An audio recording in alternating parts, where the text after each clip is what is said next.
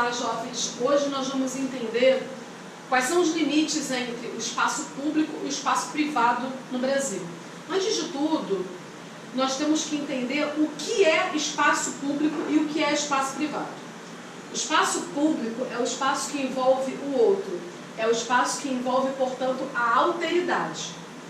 É o ambiente fora da sua casa. O espaço privado é o que diz respeito somente, exclusivamente a você. Eu vou utilizar como referência teórica o autor liberal alemão Weber, porque em tempos de discussão sobre direitos humanos, onde essa discussão é muito associada aos partidos políticos de esquerda e centro-esquerda, é importante que vocês entendam que falar sobre direitos humanos, falar sobre Estado Democrático de Direito, não é algo exclusivo de teóricos do pensamento político de esquerda e centro-esquerda. Então a gente vai entender pelo viés liberal alemão de Max Weber. Eu acho que eu já falei sobre isso aqui, mas vamos lá. O capitalismo se funda, ele se organiza a partir de trocas no ambiente público para que se obtenha algum tipo de benefício no ambiente privado. Por exemplo, estamos aqui estudando e de repente alguém pensa em um pote de morango com Nutella, com M&M, com umas bolas de sorvete, mas você não tem tudo isso dentro da sua casa. Então você vai ao mercado e você compra sorvete, Nutella, M&M, né, aquelas coisas deliciosas, morangos frescos, né, para comer dentro da sua casa. Então, você foi no espaço público, realizou um tipo de troca, no nosso caso com dinheiro, né, para obter um benefício dentro da sua casa, que é aquela tigela repleta de coisas gostosas. Agora, como isso acontece no campo da política? A ciência política trata das relações de poder. A relação de poder envolve o como você consegue submeter o outro, a relação de submissão de um pelo outro. Em Weber, a gente vai entender isso a partir da relação entre Estado, indivíduo e sociedade. Então, Weber, ele cria tipos ideais. Então, o tipo ideal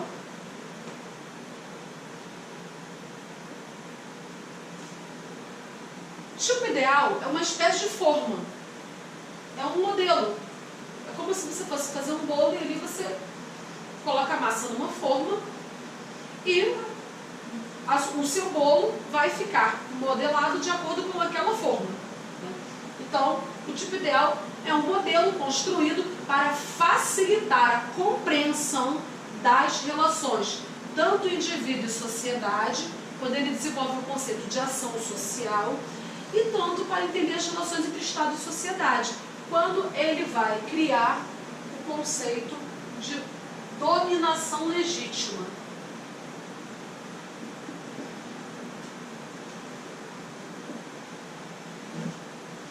Nem tudo que é legítimo está dentro da lei, porque a legitimidade, ela envolve a questão da aceitação, do reconhecimento. Tá? E ele, dentro desses tipos de dominação, ele cria os tipos mais puros. Porque é possível que exista algum tipo de relação com os tipos de dominação. E quando ele pensa esses tipos mais puros, ele vai desenvolver os 3 tipos mais puros de dominação legítima, que é a dominação tradicional, a dominação carismática e a dominação racional legal.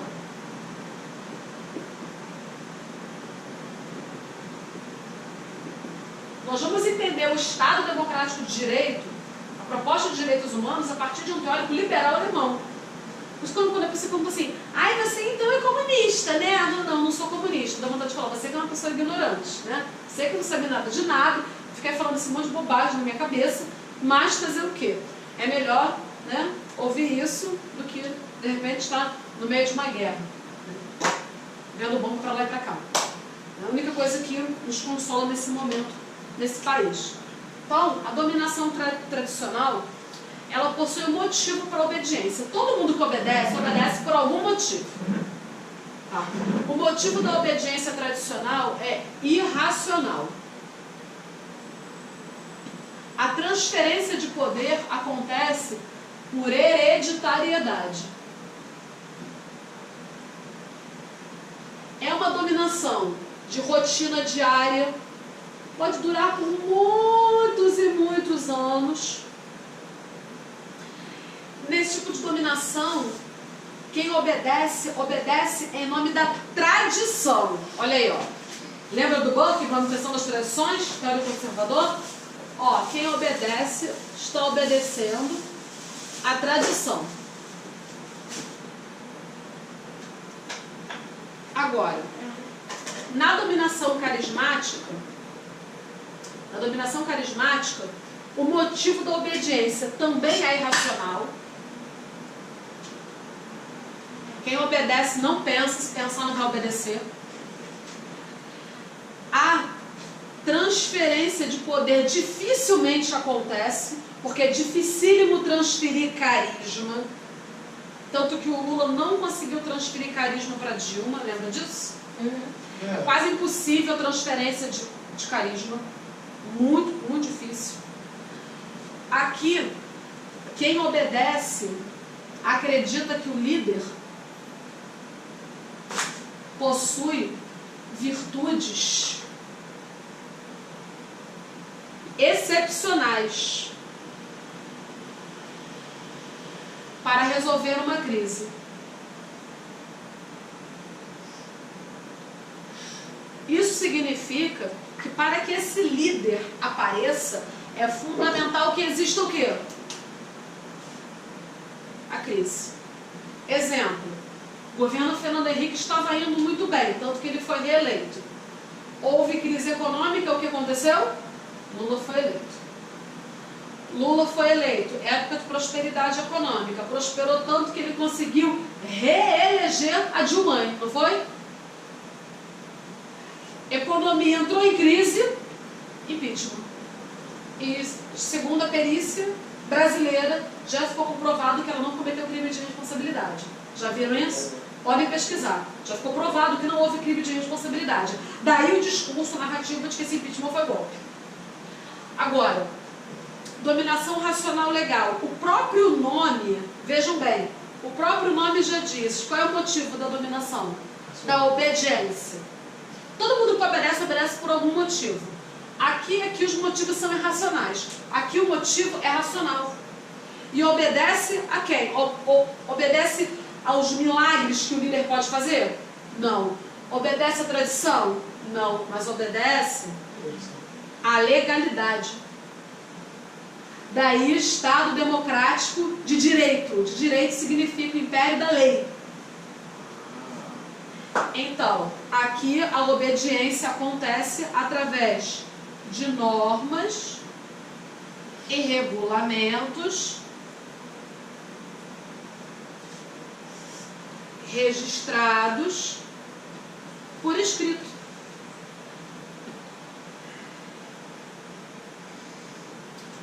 Qual é a parte triste?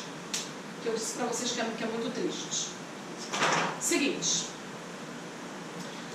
As relações de poder que se estabelecem na dominação tradicional são relações orientadas pela pessoalidade. E aqui predomina o interesse privado em detrimento do interesse público.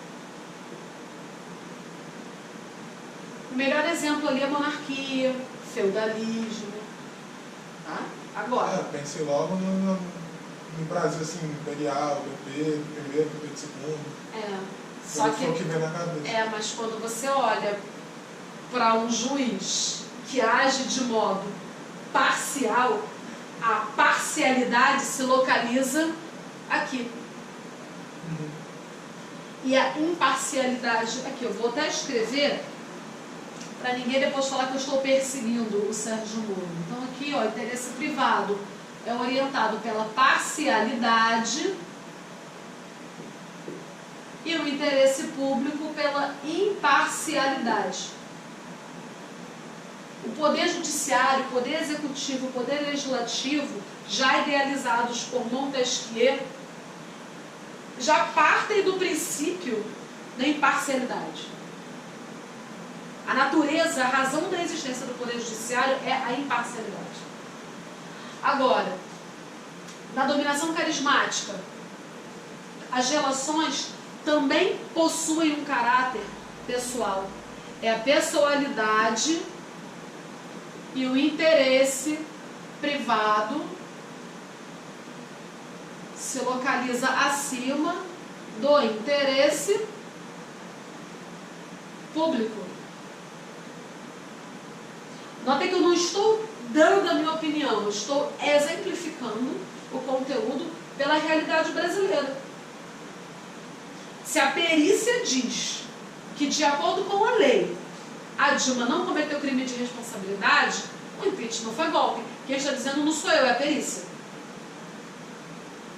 E partindo do princípio de que a construção do conhecimento na sala de aula, tendo como base a vivência do aluno, facilita a relação de ensino e aprendizagem, eu não estou agindo errado, eu estou agindo de modo correto. E para que ninguém diga que eu estou produzindo a doutrinação comunista, eu estou usando um teórico liberal alemão que se chama Max Weber. Maravilhoso. Mas as pessoas arrumam sempre um argumento questionante comunismo. Ah, claro, as pessoas que não leram nada sobre o comunismo, a quantidade de pessoas que não têm o básico domínio da língua portuguesa e não sabem o que é comunismo, são as que mais falam. Já parou? Então, assim, as pessoas não têm nem vergonha de falarem aquele monte de besteiras. Podiam sentir vergonha, né? Pelo menos. Agora, aqui é diferente. Aqui tudo muda. Na dominação racional legal do Weber, tudo se transforma.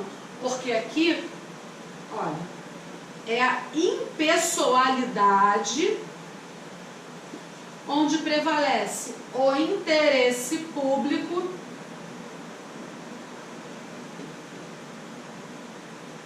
sobre o interesse privado. Ai, professora, mas o interesse do público era ver o Lula preso. Então o juiz Sérgio Moro agiu de modo correto. Não, porque aqui não se admite a violação da lei. É inadmissível. A manipulação da lei, porque seria você agir de modo ilegal. Quando você ignora a legislação, você sai desse processo aqui. Você abandona o interesse público. Até porque o interesse público, o interesse da população brasileira, regido pela Constituição Federal de 88, é onde predomina o interesse público. Não tem problema não. Então, assim, é interessante essa reflexão. Mas, professora, para onde vai a meritocracia? A meritocracia, ela não mora aqui. Por isso que você tem o filho do vice-presidente sendo beneficiado.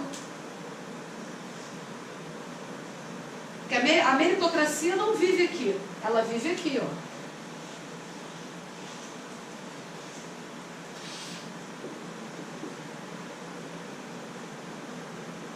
A competição, ela não vive aqui. Ela vive aqui. Aqui é necessária a existência da formação da competência técnica.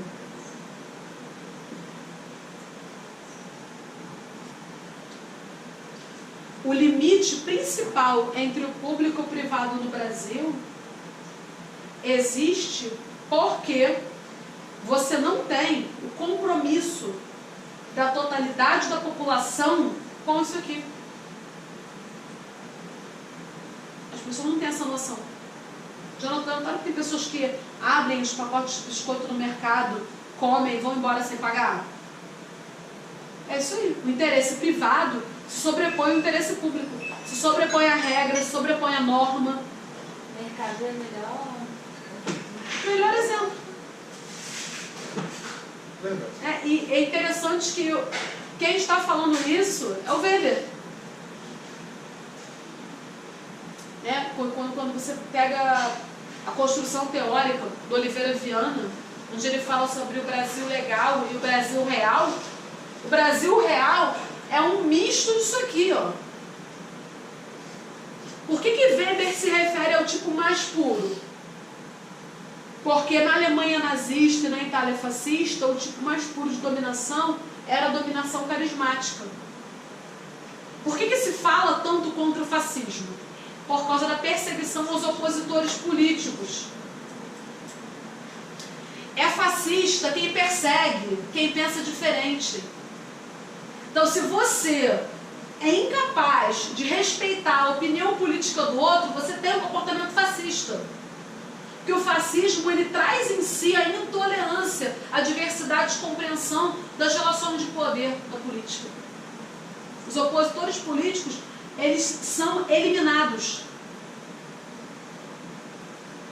Na década de 70, no Brasil, você tinha a existência de grupos de extermínio.